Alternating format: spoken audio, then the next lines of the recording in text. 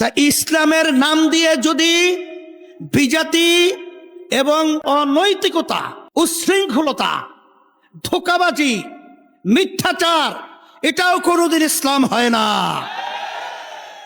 যে বাংলাদেশের ভিতর আল্লাহর রহমতে আপনাদের দোয়ায় একমাত্র নিষ্কলুষিত যদি কোনো ইসলামের নামক দল নাম থেকে থাকে, সে হলো ইসলামী আন্দোলন বাংলাদেশ। আজ পর্যন্ত আমরা আমাদের নীতি আদর্শকে আল্লাহর ফজলে আমরা বিলীন করি নাই। আজকে পরীক্ষিত হয়ে গেছে।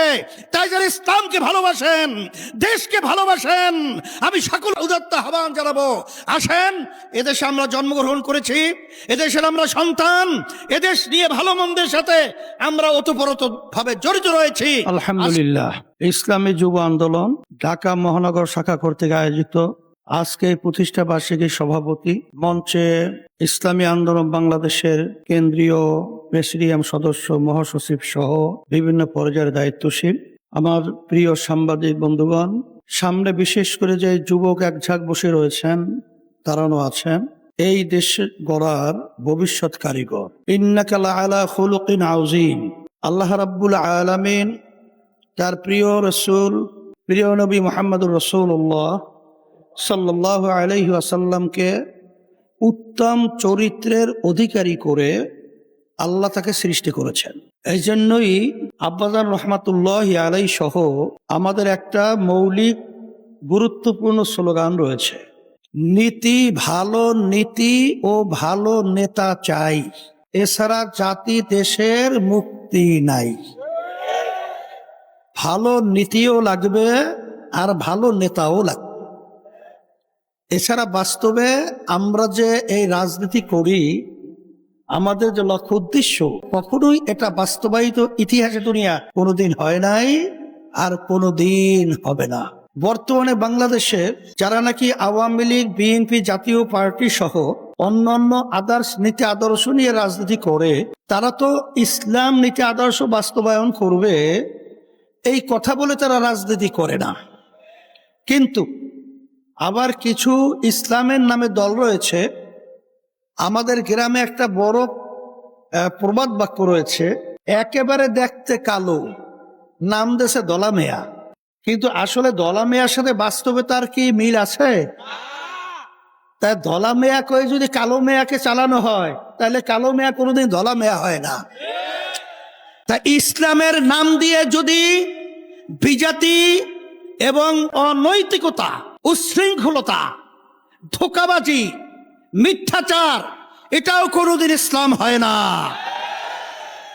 এই জন্য আমি বলবো, আজকে বাংলাদেশের মধ্যে একেবারে দিনের মতো পরিষ্কার হয়ে গেছে যে বাংলাদেশের ভিতর আল্লাহর রহমতে আপনাদের দোয়ায় একমাত্র নিষ্কলুষিত যদি কোনো ইসলামের নামক দল নাম থেকে থাকে, সে হলো ইসলামী আন্দোলন বাংলাদেশ। এই জন্য আপনারা দেখেছেন আমাদের প্রতিষ্ঠা থেকে শুরু করে অদ্যাবধি পর্যন্ত আল্লাহর রহমতে আপনাদের দোয়ায় আমরা কোনো ক্ষমতার এবং কোনো অর্থ, কোনো সম্মানের মোহে আজ পর্যন্ত আমরা আমাদের নীতি আদর্শকে আল্লাহর ফজলে আমরা বিলীন করি নাই। আজকে পরীক্ষিত হয়ে গেছে। তাই যারা ইসলামকে ভালোবাসেন, দেশকে ভালোবাসেন, আমি সকল উদাত্ত আহ্বান জানাবো, আসেন, এদেশে আমরা জন্মগ্রহণ করেছি, এদেশের আমরা সন্তান, এদেশ নিয়ে ভালো মন্দের সাথে আমরা ওতপ্রোত ভাবে জড়িত রয়েছি। আসেন, আমরা 54-55 বছরে আমরা দেখেছি যাদের কাছে আমরা দেশ সুন্দর পরিচালনার জন্য আমরা রেখেছিলাম, আসলে গ্রামে একটা কথা রয়েছে, শ্রীগালের কাছে মুরগি আমানত, বর্গা হেফাজত রাখার মতোই বাস্তবতা হয়েছে। এদেশের কল্যাণ যদি আমরা চাই, এদেশের মুক্তি যদি আমরা চাই, আসেন আমরা ইসলামী নীতি আদর্শ নিয়ে যদি আমরা সামনে অগ্রসর হতে পারি, আর এটা বাস্তবায়নের জন্য সবচেয়ে বড় ভূমিকা পালন করবে আমার যুবকেরা। এই জন্য আমি যুবকদেরকে বলবো, আসো তোমরা আদর্শবান যুবক হও, তোমরা চরিত্রবান যুবক হও।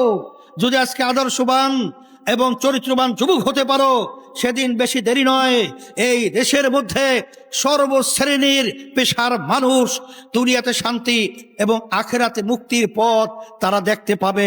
এই আশাবাদ ব্যক্ত করে তোমাদের সম্মেলন যারা করেছো ধন্যবাদ জানিয়ে আমি দোয়া করে তোমাদের কাছে দোয়া চেয়ে আমি আলোচনা শেষ করছি। রব্বানা আতিনা